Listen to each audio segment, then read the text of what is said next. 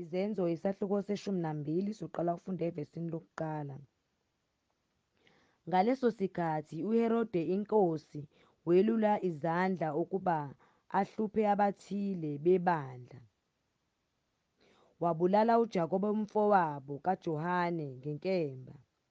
Esebonile ukuthi lokhu kuyabathokozisa abaJuda, waqhubeka wambamba noPetru. Kwakuyizinsuku zezinkwa ezingenamvubelo.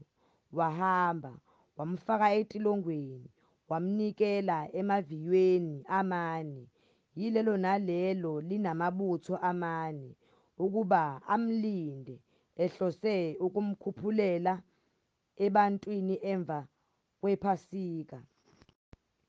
Ngakho-ke uPetro wagcinwa entolongweni, kepha ibandla lamkhulekela ngesineke kuNkulunkulu. Kwathi mhla uHerodi ebezakumphumisa ngalobo busuku, uPetru wayelele phakathi kwamabutho amabili, eboshiwe ngamaketanga amabili, nabalindi phambi komnyango begcina itilongo. Bheka, yafika ingelosi yeNkosi, kwakhanya ukukhanya entolongweni, yamshaya uPetro ohlangothini, yamvusa ithi, "Shesha usukume." Ayesewa amaketanga ezandleni zakhe. Ingelosi yathi kuye, "Gqoka, ufake izicathulo zakho." Wenza njalo. Yathi kuye, "Yambatha ingubo yakho, ungilandele." Waphuma wayilandela. Wayengazi ukuthi kuyiqiniso okwenziwa ingelosi, kodwa wayethi ubona umbono. Sebedlulile kubalindi bokuqala nabesibili, bafika esangweni lensimbi eliya emzini, labavulekela ngokwalo. Baphuma, badlula isitiladi sabasinye. Ingelosi yayisimshiya masinyane.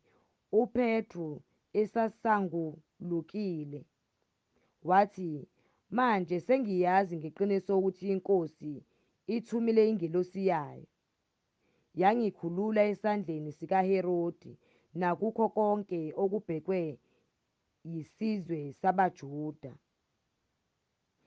Sekumkhanyele lokho, wafika endlini kaMariya unina kaJakobe othiwa uMarku, lapho bebuthene khona abaningi bekhuleka.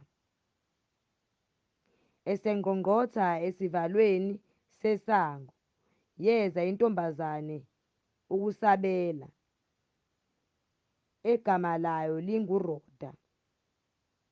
Isilizilwe izwi likaPetru, ayivulanga esangweni ngenxa yokuthokoza, kepha yagijima yabika ukuthi uPetru umi ngasesangweni. Kodwa bathi kuyo, "Uyahlanya." Yona yaqinisa yathi, "Hhayi, kunjalo." Bona bathi, "Yingelosi yakhe." Kepha uPetru waqinisa wangqongqotha. Sebevulile babona ukuthi nguye, bamangala. Wayesebaqhweba ngesandla ukuba bathule. Wabalandisa ukuthi iNkosi imkhiphe kanjani entolongweni. Wathi, "Bikelani uJakobe nabazalwane lokhu." Wayesephuma waya kwenye indawo. Sekusile kwabakhona ukunyakaza okukhulu phakathi kwamabutho kokuthi uPetru wehlelwe yini.